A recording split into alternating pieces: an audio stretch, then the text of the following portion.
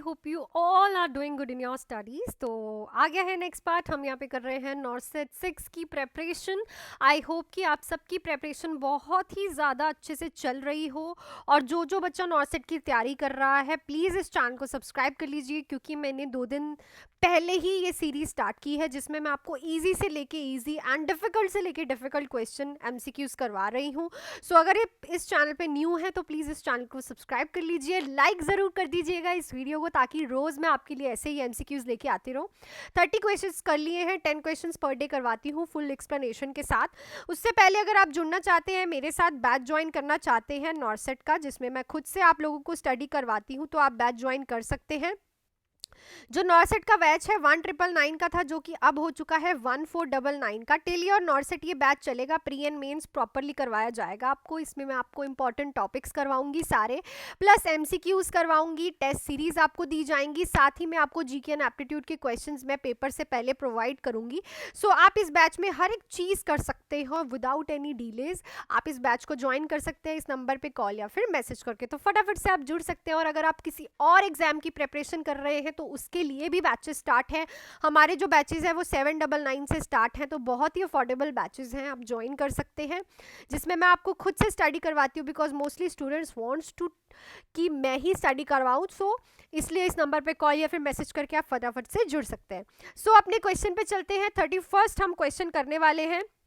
हमारा क्वेश्चन है the most common cause of retinal detachment is. तो इनमें से मोस्ट कॉमन रेटिनल डिटैचमेंट का कौन सा कॉज है? Diabetic mellitus, trauma, brain tumour या फिर नन ऑफ द अबव। सो आपको पता है कि डायबिटिक मेलाइटिस एक ऐसी डिसीज कंडीशन है जिसमें न्यूरोपैथी देखी जाती है, नर्व्स डैमेज हो जाती है, और आपने देखा है इसकी कॉम्प्लिकेशन है कि रेटिनल डे अटैचमेंट हो जाती है पेशेंट में। ठीक है, उसका रेटिना जो है वो खराब हो चुका होता है। और सबसे ज़्यादा आपने देखा होगा जिसको भी डायबिटिक मेलाइटिस होता है उसकी आइज पे बहुत ज़्यादा इफेक्ट पड़ता है, आई साइट बहुत जल्दी से वीक होती है। सो ये जो डिसीज कंडीशन है ये मोस्ट कॉमन कॉज है रेटिनल डी अटैचमेंट का। नेक्स्ट क्वेश्चन है what is a normal colour of amniotic fluid when the bag of water rupture. तो इसमें से कौन सा कलर नॉर्मल है अमनोटिक फ्लूइड का जब बैग होता है वाटर वाला वो रप्चर हो जाता है? आपने देखा है जब डिलीवरी होने वाली होती है पहले क्या होता है कि वहाँ का जो बैग होता है वो रप्चर होता है, देन डिलीवर होता है, तो उसमें जो अमनियोटिक फ्लूइड लीक हो रहा होता है उसका नॉर्मल कलर कौन सा होता है? As like a water, bluish, yellowish या फिर ब्राउनिश। सो इट्स अ पेल और लिटिल ट्रांसपेरेंसी वाला कलर होता है ये। ठीक है, एज लाइक अ वाटर होता है। अगर ब्लूइश है तब भी कुछ दिक्कत है, येलोइश भी एंड ब्राउनिश भी, ये सारे अब नॉर्मल कलर हैं। नॉर्मल कलर जो अमनियोटिक फ्लूइड का होता है as like a water, transparent होता है, हल्का सा पेल होता है, and this is a normal amniotic fluid का कलर। Next है client with cancer is receiving chemotherapy and develop thrombocytopenic. A nurse identifies which intervention has a highest priority in the nursing care plan. So एक client है cancer का, उसकी chemotherapy चल रही है और उससे थ्रोम्बोसाइटोपेनिक हो चुका है, मतलब कि उसके जो ब्लड सेल्स हैं वो टूट रहे हैं। सो अब हाईएस्ट प्रायोरिटी में क्या रहेगा एक नर्स के लिए?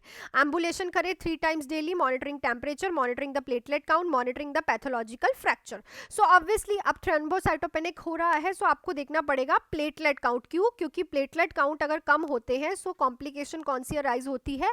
ब्लीडिंग की। सो आप किस चीज़ के लिए हमेशा हाईएस्ट प्रायोरिटी दोगे? To check the platelet count. ठीक है, टेम्परेचर, पैथोलॉजिकल फ्रैक्चर ये कुछ नहीं चेक करना, बिकॉज प्लेटलेट काउंट आपने देखा है जैसे ही पेशेंट में कम होते हैं क्या कॉम्प्लिकेशन अराइज होती है? ब्लीडिंग की। सो अगर पेशेंट को ब्लीडिंग हो जाएगी तो पेशेंट शॉक में जा सकता है। सो आपको क्या करना है? प्लेटलेट काउंट को मॉनिटर करना है इन सब में से। नेक्स्ट है to which collaborative health care team member should be nurse refer the client to the last, यहाँ पे स्टेज आएगा, ऑफ माइस्थेनिया ग्रेविस। अगर पेशेंट को लास्ट स्टेज है माइस्थेनिया ग्रेविस की तो कौन सी जगह पे हेल्थ केयर प्रोवाइडर जो है उसे भेजेगा? उसे ऑक्यूपेशनल थेरेपिस्ट के पास, रिकेशनल थेरेपिस्ट के पास, स्पीच थेरेपिस्ट के पास या फिर वोकेशनल थेरेपिस्ट के पास।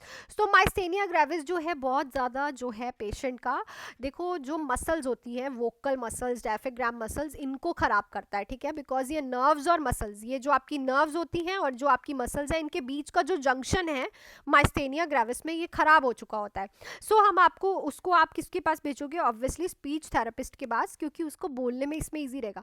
बाकी चीज़ें जो हैं वो उसकी रेगुलर लाइफ में जो है इंपॉर्टेंट है, पर रेगुलर लाइफ में सबसे ज़्यादा उससे ऊपर इंपॉर्टेंट क्या है कि वो बोल पाए, ठीक है। वोकेशनल, रिक्रिएशनल एंड ऑक्यूपेशनल, ये तीनों एक दूसरे से इंटरलिंक भी है।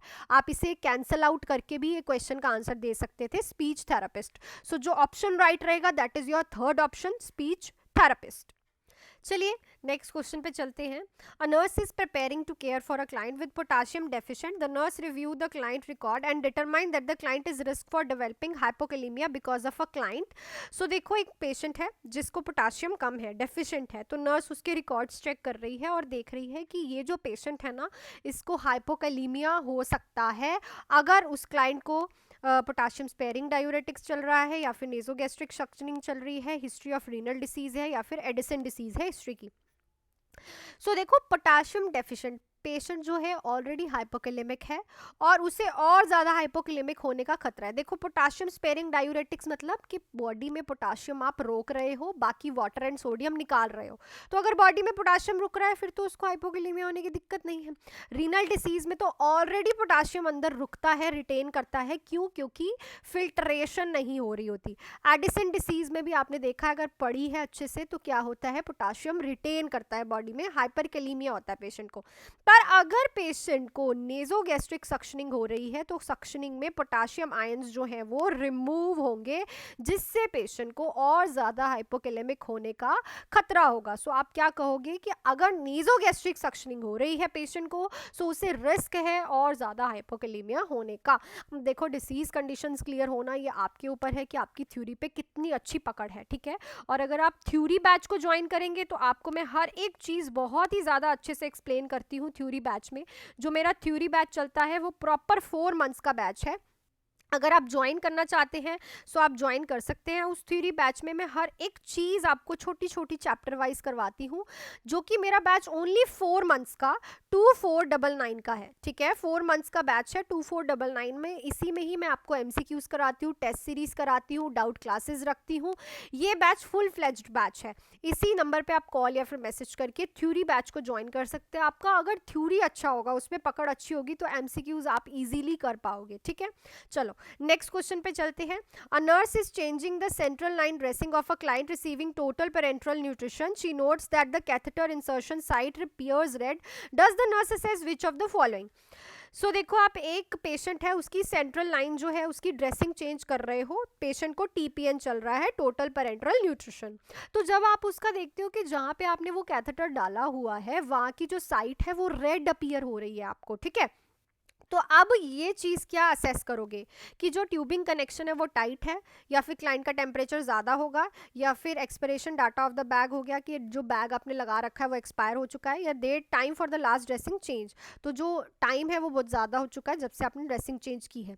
सो अगर वहाँ पे रेडनेस दिख रही है so it means there is an chances of infection. तो आप असेस करोगे कि पेशेंट का टेम्परेचर जो है वो हाई होगा due to the presence of the infection. Question को ध्यान से पढ़ो, यहाँ पे लिखा भी है साइट क्या है, रेड है। रेड मींस इन्फेक्शन है, ऐसे ही नहीं रेड हो जाती, ठीक है। तो अगर इन्फेक्शन है तो आप पेशेंट में क्या असेस करने वाले हो कि उसका टेम्परेचर जो है वो ज़्यादा होगा। कंफ्यूजन वाले क्वेश्चन होंगे बट क्वेश्चन तभी आपसे क्लियर होंगे अगर आप क्वेश्चन अच्छे से पढ़ोगे। नेक्स्ट क्वेश्चन देख लेते हैं। A client has just undergone the insertion of CV catheter at the bed side. A nurse would be sure to check the result of which of the following before increasing the flow rate of IV solution attach to the line. So देखो, जब आप किसी patient के insertion करने वाले हो CVP line की, ठीक है, सेंट्रल वीनस कैथेटर डाल रहे हो बेड साइड पे, तो आप कैसे श्योर करोगे IV लगाने से पहले कि जो इंसर्शन है वो प्रॉपरली अटैच है अंदर, उसमें कोई दिक्कत नहीं है? क्या आप सीरम इलेक्ट्रोलाइट चेक करोगे, serum osmolarity, portal chest x-ray, intake output chart. तो जब भी आप किसी के भी लाइनिंग डालते हो, CVP लाइन हो गई, चाहे आप NG ट्यूब डाल रहे हो, तो सबसे पहले आप एक्सरे स्टार्ट करते हो उसका फंक्शन शुरू होने से पहले। उसमें वर्क करने से पहले आपको उसका एक्सरे कराना पड़ता है ताकि आप चेक कर पाओ कि वो प्रॉपरली वर्क कर रही है कि नहीं कर रही। चलो नेक्स्ट क्वेश्चन पे चलते हैं। A nurse is assisting a physician with the removal of a chest tube. The nurse most appropriate instruction to a client is. So देखो, आप एक नर्स हो, आप असिस्ट कर रहे हो एक फिजिशियन को क्लाइंट की ट्यूब रिमूव करने में, तो एप्रोप्रिएट इंस्ट्रक्शंस क्लाइंट के लिए क्या रहेंगी कि वो स्टिल रहे, इनहेल एक्सेल करे क्विकली, या फिर वो एक्सेल करे जैसे जैसे ट्यूब को आप बाहर निकाल रहे हो, या फिर परफॉर्म करे वेल्सेल्वा मैन्यूवर। तो चेस्ट ट्यूब रिमूव कर रहे हो तो सबसे अच्छा होता है वेल्सेल्वा मैन्यूवर परफॉर्म करना। सो आप ये इंस्ट्रक्शंस आप क्लाइंट को दे सकते हो। Next, the client is diagnosed with glaucoma, which symptom would the nurse expect the client to report. तो ग्लूकोमा का पेशेंट है तो कौन से सिम्टम्स जो है आपको क्लाइंट में देखने पे रिपोर्ट करना है फटाफट।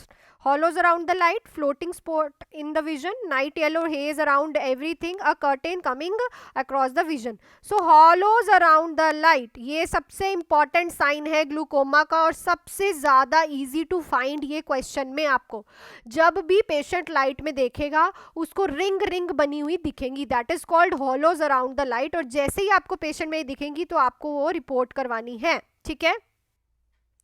नेक्स्ट है which referral would be most important for the client with permanent hearing loss. तो कौन सा रेफरल सबसे ज्यादा इंपॉर्टेंट रहेगा उस क्लाइंट के लिए जिसे परमानेंट हेयरिंग लॉस हो रहा है। Aural areole rehabilitation, speech therapy, social worker, vocational rehabilitation. So ये क्वेश्चन का आंसर आप मुझे कमेंट सेक्शन में लिख के बताओगे कि कौन सा मोस्ट इंपॉर्टेंट रहेगा। परमानेंट जिसका हेयरिंग लॉस हो चुका है उसके लिए कौन सा रेफरल सबसे ज़्यादा अच्छा रहेगा।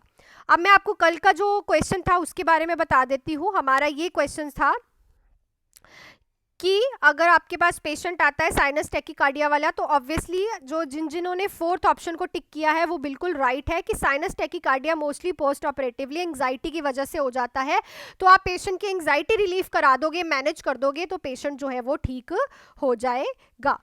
So that's it for this video. I hope कि क्वेश्चंस आपके क्लियर हो गए होंगे। प्लीज़ वीडियो को लाइक कर दो, शेयर कर दो एंड सब्सक्राइब कर लो इस चैनल को। और इस नंबर पे आप कॉल या फिर मैसेज करके फटाफट से जो 1499 वाला नॉर्सेट का स्पेशल बैच है वो ज्वाइन कर सकते हो और पढ़ो। एंड फुल थ्योरी बैच जो है 2499 का है। नेक्स्ट नॉर्सेट की प्रिपरेशन कर रहे हो तो आप इस बैच में आ सकते हो। अगर ये वाले नॉर्सेट की प्रिपरेशन कर रहे हो तो इस बैच में। सो वेलकम है आपका मेरी फैमिली में अगर आप मेरे से पढ़ने आते हो। That's it for this video. अच्छे से पढ़ो and make your parents proud. मिलती हूँ कल की वीडियो में, तब तक के लिए bye and all the best.